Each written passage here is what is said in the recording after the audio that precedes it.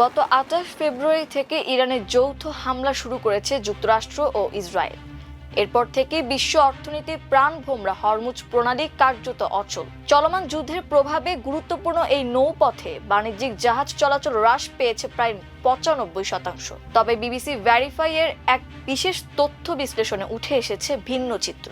BBC verify বলছে, ইরানের হামলা ও অবরোধ সত্ত্বেও চলতি মাসের শুরু থেকে এ পর্যন্ত প্রায় ১০০টি জাহাজ হরমুজ প্রণালী অতিক্রম করেছে। জয়েন্ট মেরিটাইম ইনফরমেশন সেন্টারের তথ্য মতে সংঘাত শুরুর আগে প্রতিদিন গড়ে ১৩৮টি জাহাজ এই প্রণালী হয়ে চলাচল করত। কিন্তু শিপিং অ্যানালিস্ট প্রতিষ্ঠান ক্যাপলারের দেওয়া তথ্য অনুযায়ী চলতি মাসে এখন পর্যন্ত মাত্র ৯৯টি জাহাজ এই সংকীর্ণ জলপথ অতিক্রম করেছে। অর্থাৎ এখন প্রতিদিন গড়ে মাত্র ৫ থেকে ৬টি জাহাজ যাতায়াত করছে।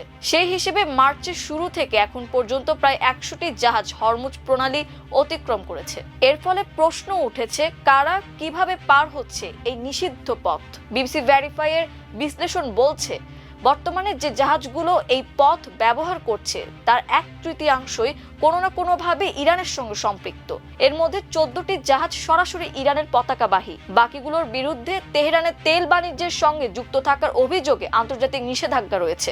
এছাড়া ৯টি জাহাজের মালিকানাধীন প্রতিষ্ঠানের ঠিকানা চীনের এবং ৬টি জাহাজ ভারতের গন্তব্যে যাচ্ছিল। অবাক করার মতো বিষয় হলো, ইরানের সঙ্গে সরাসরি যুক্ত নয় এমন কিছু জাহাজকেও ইরানের বন্দরে নোঙর করতে দেখা গেছে। বিবিসির বিশ্লেষণে দেখা গেছে, সফলভাবে হরমুজ পার হওয়া জাহাজগুলো স্বাভাবিকের চেয়ে দীর্ঘ পথ পাড়ি দিচ্ছে। যেমন গত ১৫ মার্চ পাকিস্তানের পতাকাবাহী একটি তেলবাহী জাহাজ আন্তর্জাতিক নৌপথের পরিবর্তে ইরানের উপকূলের খুব কাছ দিয়ে চলাচল করেছে। মার্কিন প্রতিরক্ষা থিঙ্ক ট্যাঙ্ক র্যান্ড কর্পোরেশনের গবেষক ব্র্যাডলি মার্টিন বলেন, জাহাজটি সম্ভবত ইরানের দেওয়া কোনো বিশেষ দিক নির্দেশনা মেনে চলছিল। শিপিং বিশেষজ্ঞরা বলছেন, ইরান মূলত হামলার ভয় এবং মাইন স্থাপনের আতঙ্ক ছড়িয়ে জাহাজগুলোকে তাদের নিজস্ব জলসীমায় ঢুকতে বাধ্য করছে।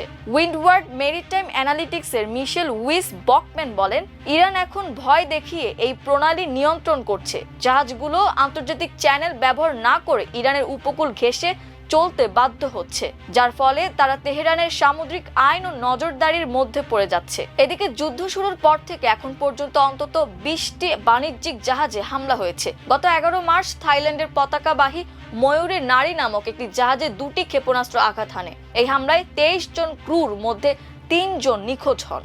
একই দিনে গ্রিক মালিকানাধীন স্টার গুইনেথ, মার্কিন মালিকানাধীন এমটি সেফসি বিষ্ণু নামে ২টি জাহাজেও হামলা চালানো হয়। ইরাকের উপকূলে নোঙর করা এমটি সেফসি বিষ্ণু জাহাজে হামলায় ১ জন প্রাণ হারান এবং ২৮ জন ক্রুর জ্বলন্ত জাহাজ থেকে সমুদ্রে ঝাঁপিয়ে পড়তে বাধ্য হন।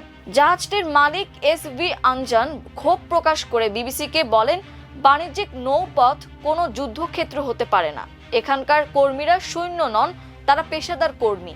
এরাই বিশ্ব বাণিজ্য সচল রাখেন। বিবিসি ভেরিফাই বলছে, শনাক্তকরণ এড়াতে বেশিরভাগ জাহাজই এখন তাদের অটোমেটিক আইডেন্টিফিকেশন সিস্টেম বা ট্র্যাকিং সিস্টেম বন্ধ রেখে এই এলাকা পার হচ্ছে। ক্যাপলারের বিশ্লেষক দিমিত্রি আমপাতজিদিস বলেন, বিপুল সংখ্যক জাহাজ এখন চোখ বন্ধ করে বা রাডার অফ করে এই প্রণালী পার হচ্ছে।